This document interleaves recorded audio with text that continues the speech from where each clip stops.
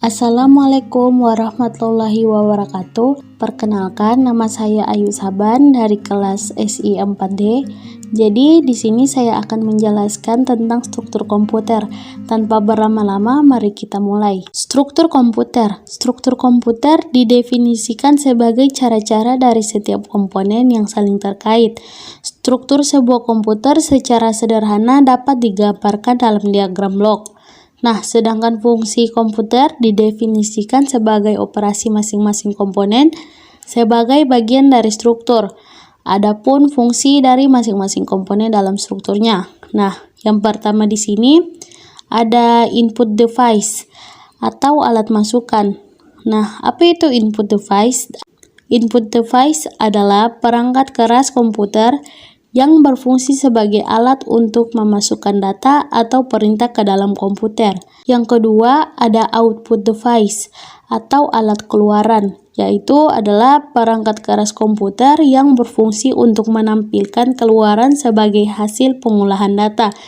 Keluarannya dapat berupa hard copy ke kertas atau soft copy ke monitor, ataupun juga berupa suara. Nah, yang ketiga ada I/O ports. Nah, bagian ini digunakan untuk menerima ataupun mengirim data keluar sistem. Peralatan input dan output di atas terhubung melalui port ini. Yang keempat ada CPU.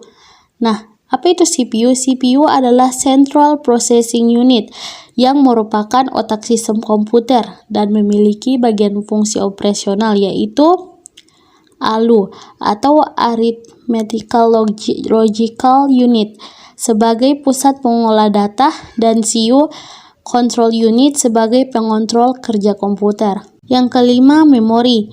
Memori terbagi menjadi dua bagian, yaitu memori internal dan memori eksternal.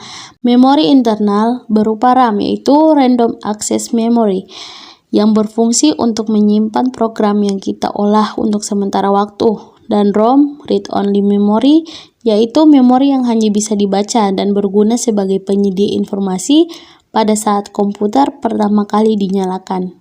Yang keenam ada databus. Databus ini adalah jalur-jalur perpindahan data antar modul dalam sistem komputer, karena pada suatu saat tertentu masing-masing saluran hanya dapat membawa satu bit data, maka jumlah saluran menentukan jumlah bit yang dapat ditransfer pada suatu saat. Lebar databus ini menentukan kinerja sistem secara keseluruhan. Sifatnya bidirectional, artinya CPU dapat membaca dan menerima data melalui databus ini. Databus biasanya terdiri atas 8, 16, 32, atau 64 jalur paralel. Yang ketujuh ada address bus, yaitu digunakan untuk menandakan lokasi sumber ataupun tujuan pada proses transfer data. Pada jalur ini, CPU akan mengirimkan alamat memori yang akan ditulis atau dibaca. Address bus biasanya terdiri atas 16, 20, 24, atau 32 jalur paralel. Nah, yang terakhir yaitu control bus.